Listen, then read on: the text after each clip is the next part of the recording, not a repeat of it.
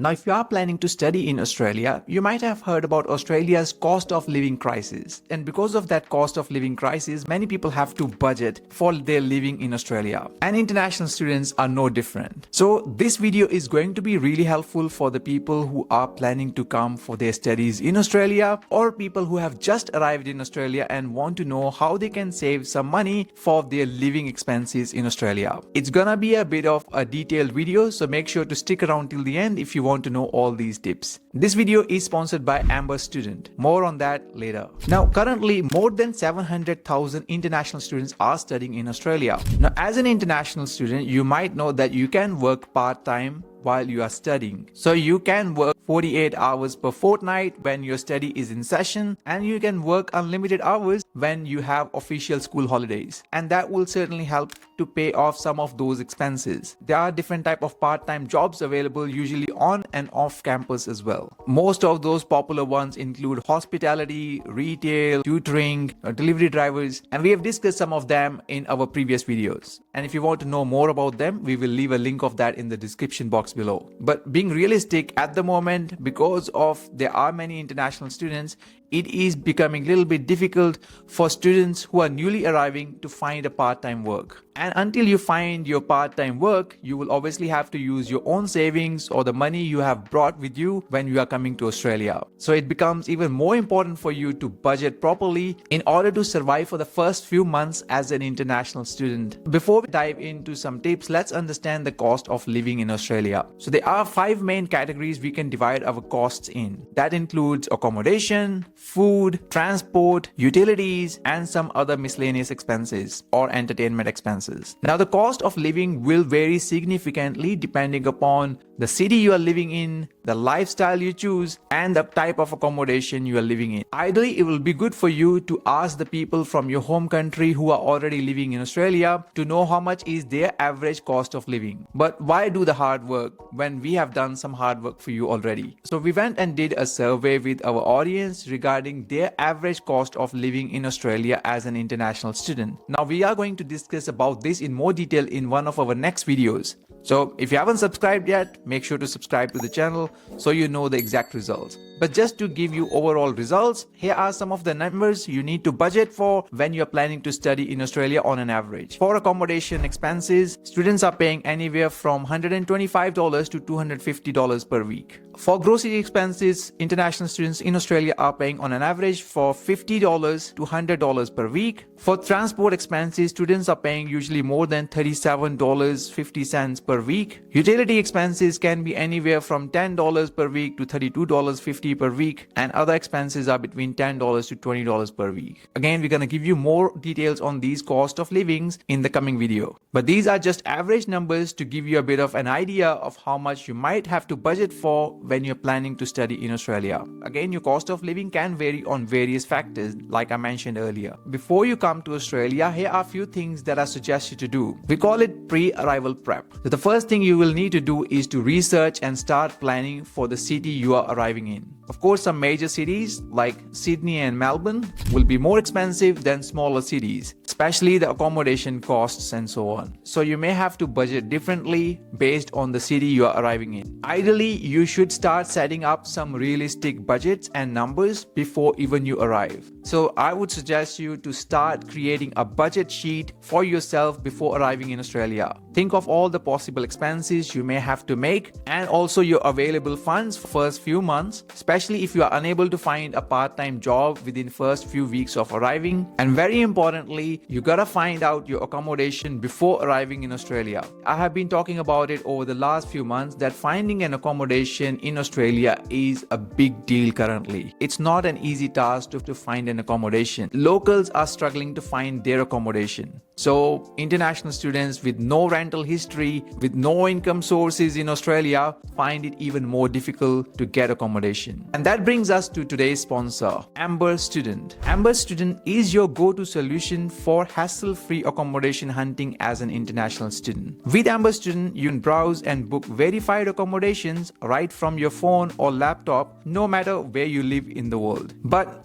What really sets Amber Student apart is their personalized support. Their team is dedicated to helping you every step of the way for booking your accommodation while studying overseas. Say goodbye to the stress of finding accommodation and hello to a seamless experience with Amber Student. You can really find decent accommodation around your university or around your preferred area in the city you're arriving in Australia through this platform. And if you are interested in booking your accommodation through them, we will leave a link of that in the description box below, where you can go directly to their page and find out an accommodation that is suitable for your budget and your lifestyle. Many students have previously used their services through our channel, and we haven't got a single complaint from any of the students who have booked their accommodation through Amber Student. So we highly recommend you to check their platform out and see if there are accommodation options available for yourself. And thanks Amber Student for sponsoring this video. So now let's get into some tips that will help you to plan your budget properly when you're arriving in Australia or if you have just arrived. Starting off, one of your major expense, which is accommodation. Accommodation is going to be one of your largest expense when you come here to live in Australia as an international student. And there are various type of accommodation options available, ranging from private studios to apartments, purpose-built student accommodation, private homes, homestay, and so on. We actually got an article regarding a different type of student accommodation available on our website as well, which we will leave the link of that in the description box below. So ideally, start searching on different options that are available for international students. Whether you want to live on campus or off campus, that is a matter of your personal choice and your budget as well. On campus accommodation, while they are a bit expensive or pricey, but you can save some cost on your transport and some other facilities like gyms and so on, because sometimes they could be part of your accommodation and it's included in your bills. While living in off-campus accommodation, it's usually cheaper and you have a freedom to choose your own type of accommodation you would like to live in, whether it's apartment or private house. But obviously there are pros and cons of each one of them, so you would need to decide which one works out better. Again, think of booking your accommodation beforehand, at least for first few months, in order to avoid that hassle of finding accommodation right away after arriving. Now, the easiest way to save some money on your accommodation cost is to find a housemate or a roommate if you are comfortable doing that. I understand that some students might be reluctant to get a roommate because of their privacy and so on, but if you're just arriving and you're on a tight budget, that might be the only option you have, to share a room with some other person. And in case you're not comfortable sharing your room, then you might consider sharing your house with someone else. And that is probably one of the things that many students do when they arrive here. They look for housemates when they're first moving to Australia, and also try to find accommodation that includes some of your bills, like utility bills such as electricity, gas, and so on. Some accommodation providers include the cost of the bills in the total accommodation cost, and if that's the case, that's great because it will help you to save some money for your accommodation and utility expenses. And of course, if you can find an accommodation near to your work or to your university, it will save you some transport cost as well. Now, moving on to the second major expense, which is grocery shopping and meal planning. Ideally, I would suggest you to start creating a weekly meal plan when you arrive here in Australia. See, what most of the people do here in Australia, they will think of what they are going to cook during the whole week. So they plan their meals ahead. And trust me, that will help you to save money, because then you can go to the grocery shopping and buy things in bulk that you really need, and avoid buying things that you do not need during the week that you're planning to cook. So creating a meal plan and buying in a bulk will certainly help you to save some money for your grocery expenses. But one of my favorite is to find a grocery clearance store near you to save more money on your grocery expenses. Now, you might have heard about the major supermarkets like Coles, Woolworths, Aldi, IGA,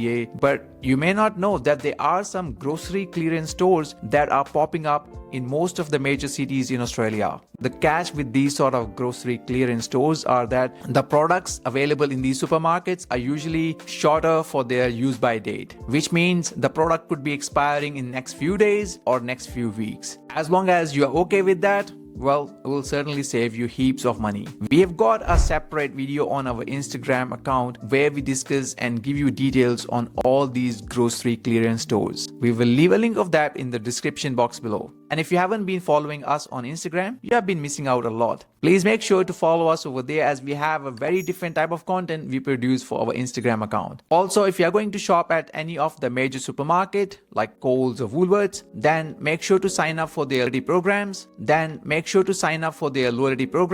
As they usually reward you with points which you can redeem later to buy your groceries. And if you're really struggling to get your ends meet, there is a support available through food banks that you can access as an international student. Please only consider this option if you're really struggling to buy your food and groceries. The next one is regarding transport. As you have seen from our survey, a lot of students spend a lot of money on their transport expenses. Most of the major cities in Australia have a decent public transport system. You have trains, buses, trams, sometimes ferries as well in a lot of major cities here in Australia. But ideally, as I mentioned earlier, if you can find accommodation near to your work or to your university, it will save you some of those transport expenses. And instead of using different modes of transport, I suggest you, if you can buy a bicycle, that will not only be cheaper for your wallet, but it will also be a healthier option as well. I know it is a one-off investment, but it can pay off really well if you are going to save heaps of money on your transport expenses by using your bicycle to travel around. Now, with the public transport, obviously there are many cities that offer student concessions to international students in Australia. So depending upon the city you are coming in, you need to check whether the student concession is available on public transport or not. And if it is, then why not take an advantage of the student concession? And I would suggest you to avoid taking taxis or ride-sharing services like Uber, Didi, and so on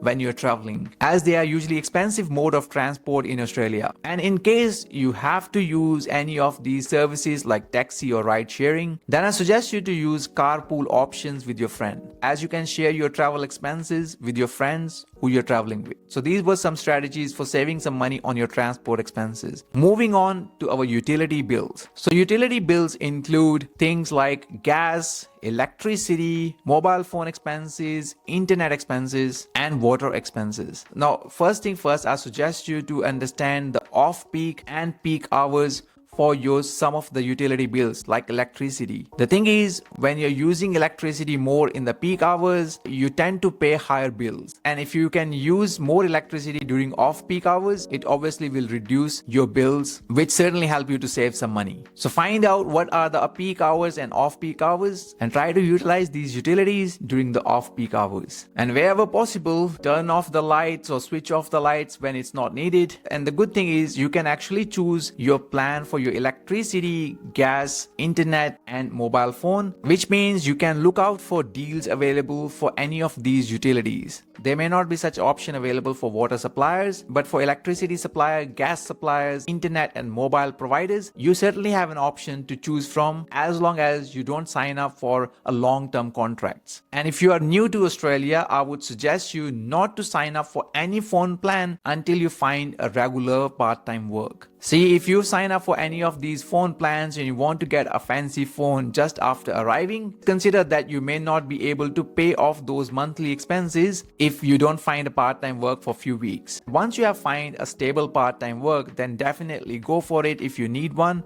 But first weeks of arriving and you're planning to budget, then it's a big no-no. Especially when it comes to phones, it might be a good idea for you to get a prepaid SIM, as the chances are that you already have some sort of a smartphone anyways. So you may not need the phone right away. And last but not the least on our list is entertainment and miscellaneous expenses. So for some of your entertainment expenses, I suggest you to take advantage of your student ID card. Wherever you go, whichever attraction you plan to visit, ask if they have discounts for students. A lot of places like museums, attractions, theme parks have usually discounted prices for students. So make sure to maximize the use of your student card. And with entertainment, I understand many of you would like to travel around and do some activities and also attend some events. If that's the case, find for some free events happening around your city. A lot of student organizations offer free or low-cost alternative for student entertainment, whether it is for watching movies,